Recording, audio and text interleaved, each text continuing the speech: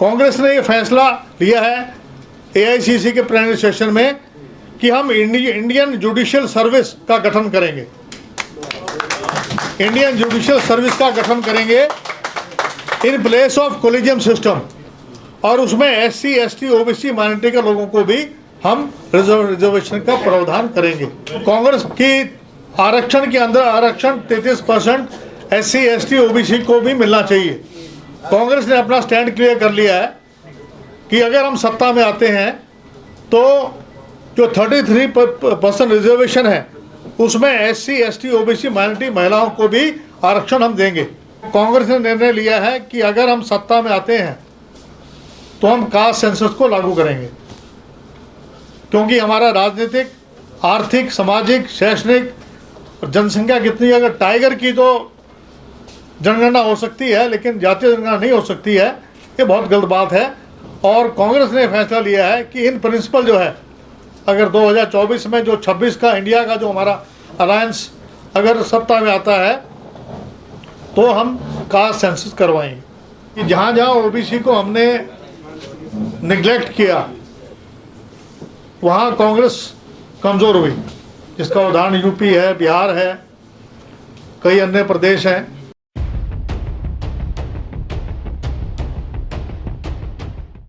मैं आपके बीच में कांग्रेस पार्टी के राष्ट्रीय चेयरमैन के नाते मैं आज आपके बीच में उपस्थित हुआ हूं। मेरे को 25 फरवरी 2022 को ये तय दिया था और मैंने सभी प्रदेशों में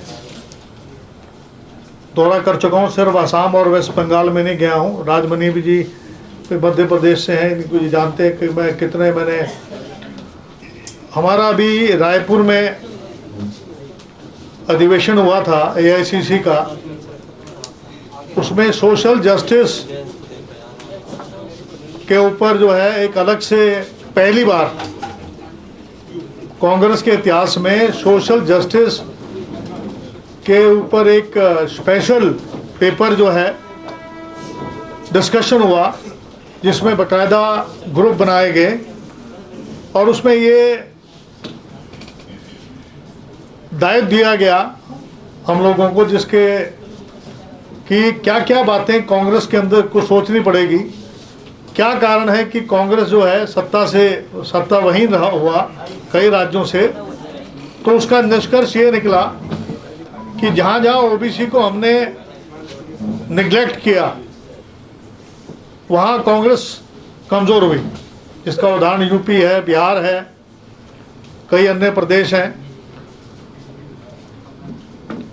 मैं सबसे पहले तो मैं ज्योतिबाई फुले जी को, सावित्रीबाई फुले जी को और कर्पूरी ठाकुर जी को, रामनाथ लोहिया जी को और बीपी मंडल जी को, शरद जी को और मुलायम सिंह जी को, उनको नमन करता हूं, जिन्होंने ओबीसी के लिए संघर्ष किया।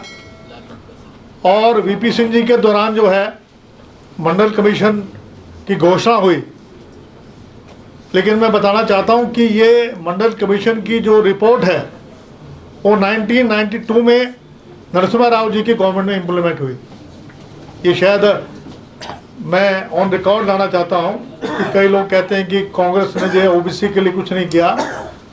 तो सबसे पहले 1992 के अंदर ये इम्प्लीमेंट हुआ और 2006 में हायर एजुकेशन के अंदर जब अर्जुन सिंह जी हमारे एचआरडी के मिनिस्टर थे तो उस वक्त जो है लागू किया गया।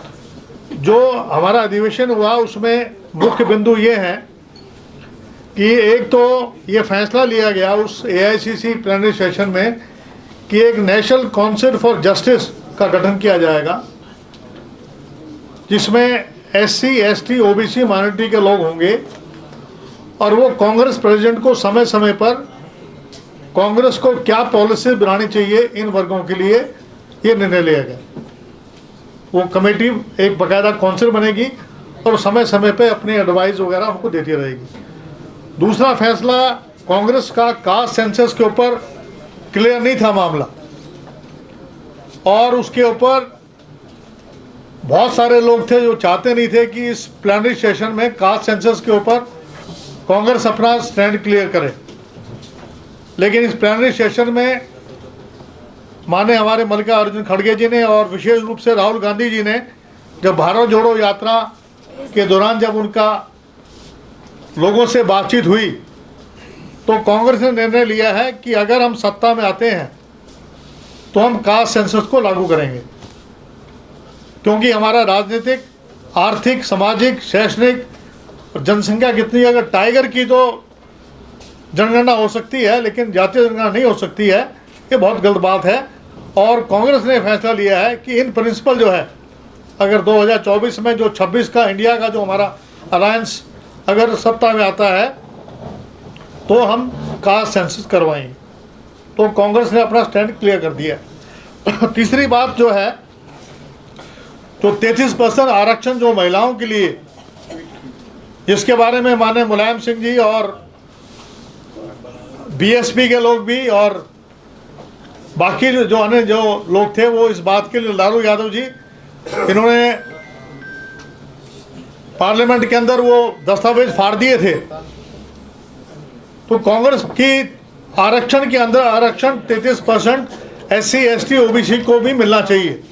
कांग्रेस ने अपना स्टैंड क्लियर कर लिया है कि अगर हम सत्ता में आते हैं तो जो 33% रिजर्वेशन है उसमें SC ST OBC माइनॉरिटी महिलाओं को भी आरक्षण हम देंगे। तो हमारा पार्टी का जो है स्टैंड बड़ा क्लियर हो गया है और डायरेक्शन भी बिल्कुल क्लियर हो गई है कि हमने किस दिशा में जाना है, क्योंकि हमें अपनी पुरानी भूलों से सबक लेना पड़ेगा और इसके लिए हमें बहुत संघर्ष करना पड़ा। इस बात के लिए एज ए राष्ट्रीय चेयरमैन एक अलग से OBC डिपार्टमेंट बनेगा, ये भी फैसला लिया गया है, ताकि हमारी पॉलिसीज़ जो हैं, SC डिपार्टमेंट अलग है, हमें उनके साथ जोड़ दिया जाता है, बजट हमारे लिए एलोकेशन नहीं होता है, स्कीमें हमारे लिए नहीं बनती हैं, तो OBC का डिपार्टमेंट अलग बनाया जाएगा।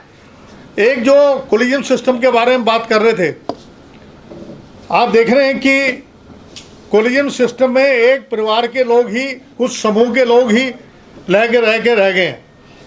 कांग्रेस ने ये फैसला लिया है AICC के प्लेनरी सेशन में कि हम इंडियन जुडिशियल सर्विस का गठन करेंगे, इंडियन जुडिशियल सर्विस का गठन करेंगे in place of collegium system, और उसमें SC ST OBC माइनॉरिटी के लोगों को भी हम रिजर्वेशन का प्रावधान करेंगे।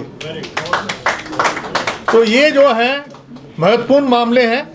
और reservation in private sector also for SC ST OBC minority करेंगे, क्योंकि जिस तरीके से इस सरकार के अंदर निजीकरण हुआ है, जैसे रेलवे है, आपका बहल है, इवन ऑर्डिनेंस फैक्ट्री जो है, जो मैं तो फौज में रहा हूँ, मैं आर्मी में रहा हूँ, मैं ऑर्डिनेंस फैक्ट्री का भी जो है ये प्राइवेटाइजेशन कर रहे हैं।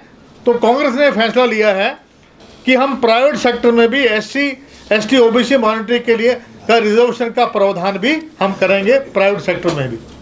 तो this is a landmark decision taken by the Congress, by the AICC।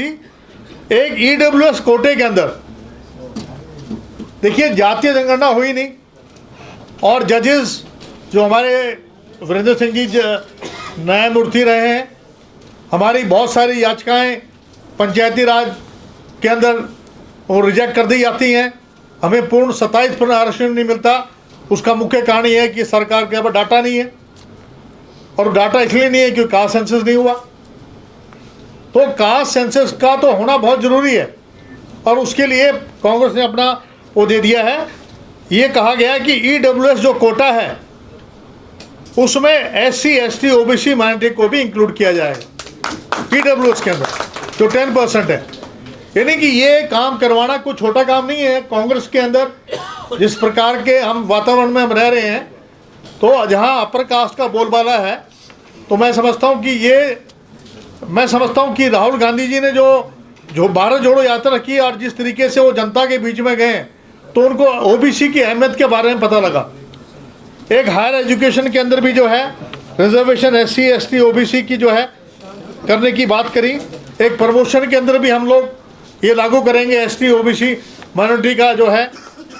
और क्रीमी लेयर जो है, ये बहुत ही इम्पोर्टेंट मामला है।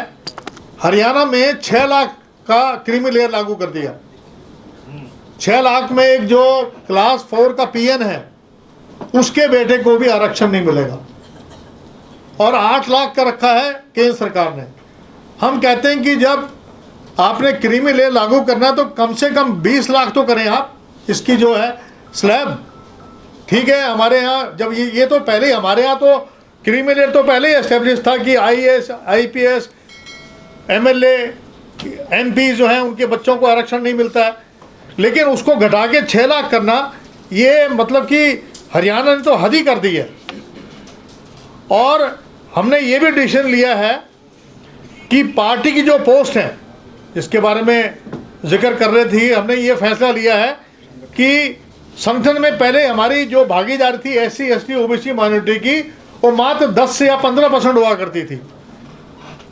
तो ये फैसला लिया गया कि 50% जो पार्टी पोस्ट हैं वो रिजर्व रहेंगे एससी, एसटी, ओबीसी माइनॉरिटी के लिए। ये यानी कि ये पास का रेजोल्यूशन पास हो चुका है। जो भी मैं बातें कह रहा हूँ ये हवाई बातें नहीं है, ये प्लेनरी सेशन के अंदर पास हुआ है। और इसके लिए यही मैंने बातें कहनी थी, क्योंकि मैं ज़्यादा समय ना लेता हुआ केवल इतना कहना चाहूँगा कि हमारी पूर्ण कोशिश रहेगी कि हम जो 25 तारीख को अगस्त को हम करनाल के अंदर बीपी मंडल की जयंती मना रहे हैं। देखिए, मंडल जी को हमें नहीं भूलना चाहिए। अगर जिस तरीके से अंबेडकर जी ने आरक्षण दिया एससी के लोगों को, तो मैं समझता हूँ हमारे लिए अगर कोई सब कुछ है तो मंडल बीपी मंडल जी हैं, जिनकी पिछले दिनों मूर्ति में लगाई गई थी। तो जब जय भीम का हम नारा लगाते हैं तो हमें जय मंडल का भी नारा लगाना चाहिए। ये मैं अंत में कहना चाहूँगा। बहुत बहुत धन्यवाद।